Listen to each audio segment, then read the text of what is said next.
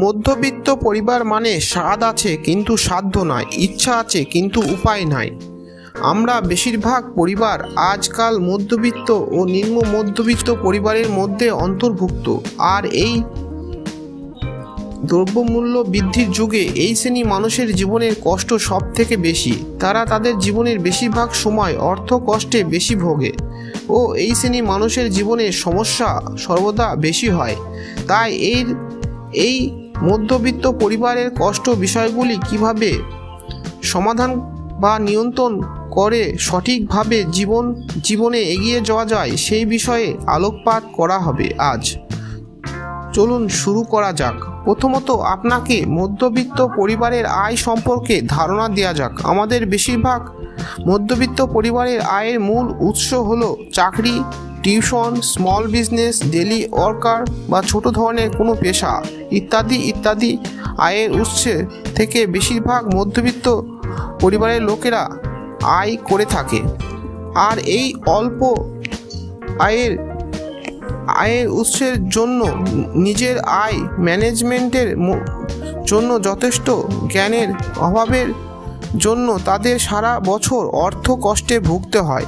তারা বেশিরভাগ লোকেরা এই বিষয়ে যথেষ্ট উদাসীন হয়। তারা সারা বছর আয়ের একটি উৎসের ওপর নির্ভর করে চলতে থাকে।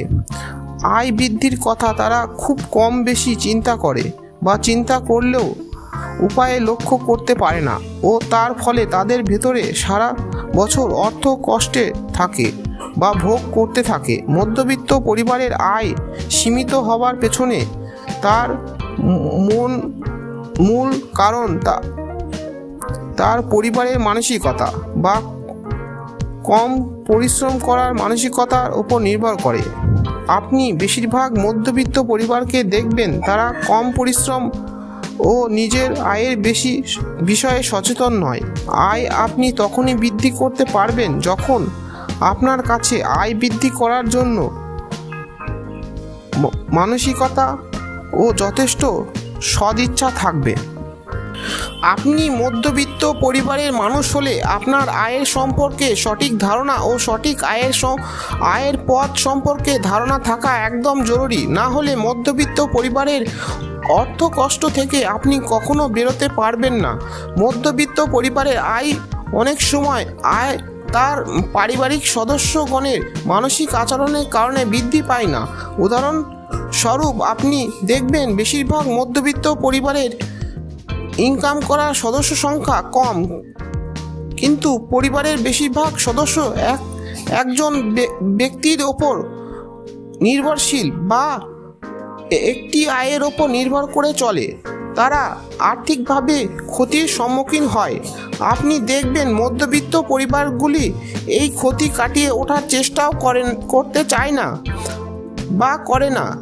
আয় সম্পর্কে বেশিরভাগ মধ্যবিত্ত পরিবারের বা বেশিরভাগ সময় বা ক্ষেত্রে উদাসীন থাকে। ভুল ও ভ্রান্ত ধারণা আয় সম্পর্কে একজন মধ্যবিত্ত পরিবারকে বরবাদ করে দেয় ও তারা অর্থ কষ্টের মধ্যে দিয়ে চলতে থাকে। মধ্যবিত্ত পরিবারে আয় সংক্রান্ত কষ্টের বিষয় থেকে বেরোতে পারে না। মধ্যবিত্ত পরিবার আয় একটি সরল রেখায় বেশিরভাগ সময় চলতে থাকে। আয় কখনো সেই অংশে বৃদ্ধি পায় না ও কখনো যদি আয় বৃদ্ধি পেয়েও থাকে তা সেই পরিমাণ আয়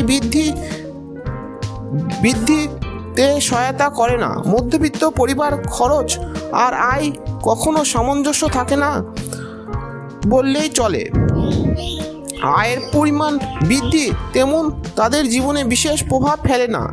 চাকরি, স্মল বিজনেস, টিউশন, অল্প কৃষি ব্যবস্থা, ক্ষুদ্র ডেলি ওয়ার্কার ইত্যাদি ইনকাম সোর্স থেকে সেই অংশে সঠিক ও প্রয়োজনীয় ইনকাম না হওয়া ও তা ম্যানেজের করার অভ্যাস না থাকায় মধ্যবিত্ত মানুষ তাদের আয়ের কারণে অনেক অংশে আর্থিক সংকটে ভুগতে থাকে। মধ্যবিত্ত মানুষের মানসিকতা হলো কম কাজ করে বেশি অর্থ আয় করা, যা তার কর্মজীবনে পরিশ্রম বিমুখী করে তোলে। কম কাজ করে বেশি আয় করা একটি কৌশল যা খুব কম মধ্যবিত্ত পরিবারের লোকেরা অর্জন করতে পারে বা করে। আপনার আয় যতক্ষণ আপনি বৃদ্ধি করতে পারবেন না, আপনি ততক্ষণ মধ্যবিত্ত পরিবারের অর্থ কষ্ট থেকে নিজেকে বাঁচাতে পারার সম্ভাবনা কম থাকবে। তাই আপনার মতো মধ্যবিত্ত পরিবারের লোকেদের আয় বৃদ্ধি করা খুব জরুরি। এরপর হলো মধ্যবিত্ত পরিবারের সবথেকে বড় সমস্যা তাদের জীবনযাপনের জন্য খরচা অর্থাৎ ব্যয়।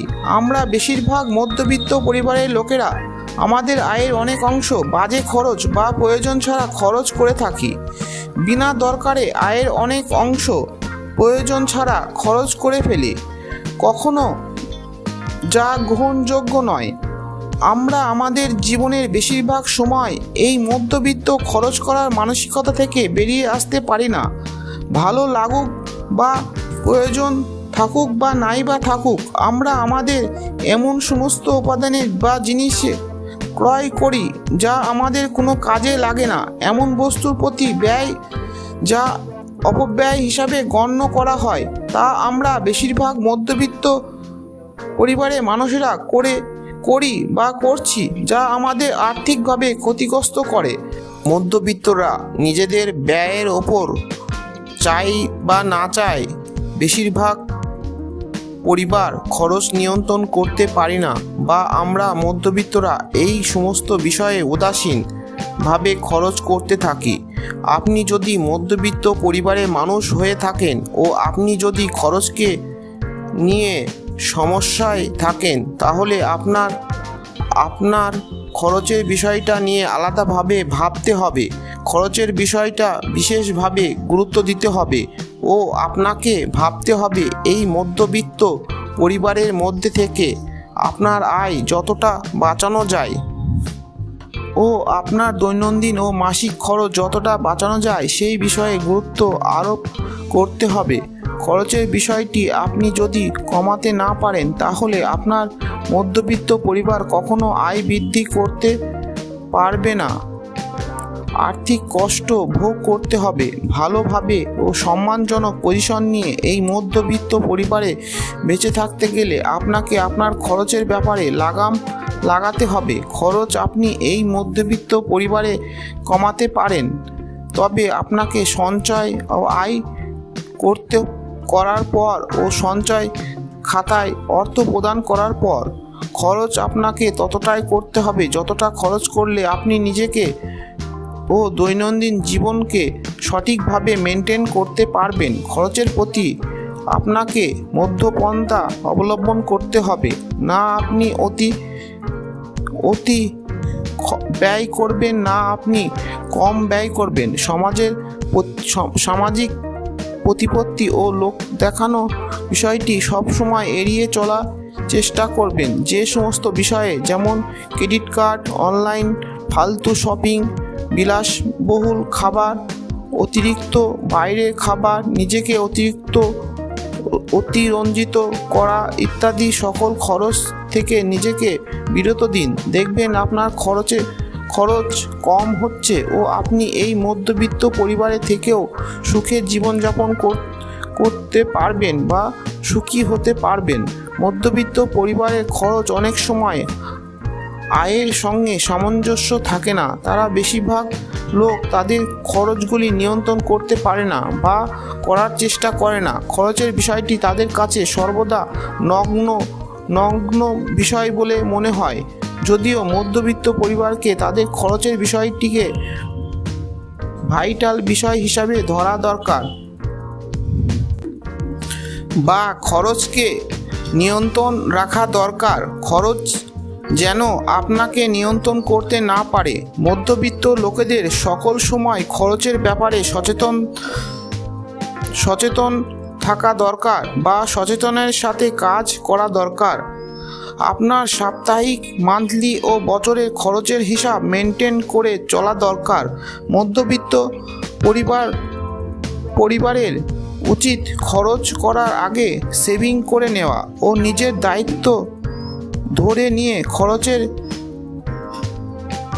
মাত্রা লাগাম টানা।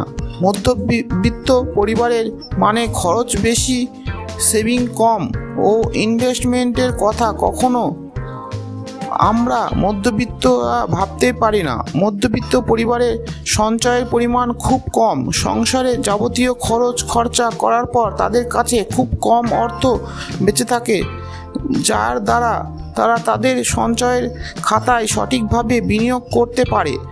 সঞ্চয় বা সেভিং তারা করলেও তারা গতানুগতিক নিয়ম ফলো করে ও তাতে অর্থ যা বাঁচায় তা ইনফ্লেশনের চাপে নষ্ট হয়ে যায় বা শেষ হয়ে যায়, যা মধ্যবিত্তদের এই সমস্যার মধ্যে পরিলক্ষিত হয়। আমাদের মধ্যবিত্ত পরিবারের সেভিং বলতে আমরা বুঝি ব্যাংকে টাকা জমা রাখা, জমি বাড়ি ক্রয় করা, সোনা ক্রয় করা বা বাড়ি অর্থ জমানো ইত্যাদি ইত্যাদি ইত্যাদি। এর বাইরের সেভিং বা ইনভেস্টমেন্টের জগৎ যে আছে তারা কখনো তা খেয়াল রাখে না বা খোঁজ রাখে না। সঞ্চয়ের জন্য তারা তাদের মধ্যবিত্ত মানসিকতা থেকে কখনো বেরোতে পারে না। সঞ্চয় বা সেভিং এর ক্ষেত্রে তারা সারা বছর উদাসীনতার সঙ্গে দিন কাটায়। তারা ছোট ছোট পরিকল্পনাও খুব কম করে, যার দ্বারা তাদের সেভিং এর পরিমাণ বৃদ্ধি পায় ও খরচকে নিয়ন্ত্রণ করতে পারে। অবশেষে বলবো, মধ্যবিত্ত পরিবার মানে স্বাদ আছে সাধ্য নেই, এই মানসিকতা ত্যাগ করা দরকার। ভালো থাকুন, ভালো থাকতে দিন, সঞ্চয় করুন, খরচ নিয়ন্ত্রণ করুন এবং সেভিং ও ইনভেস্টমেন্ট করুন।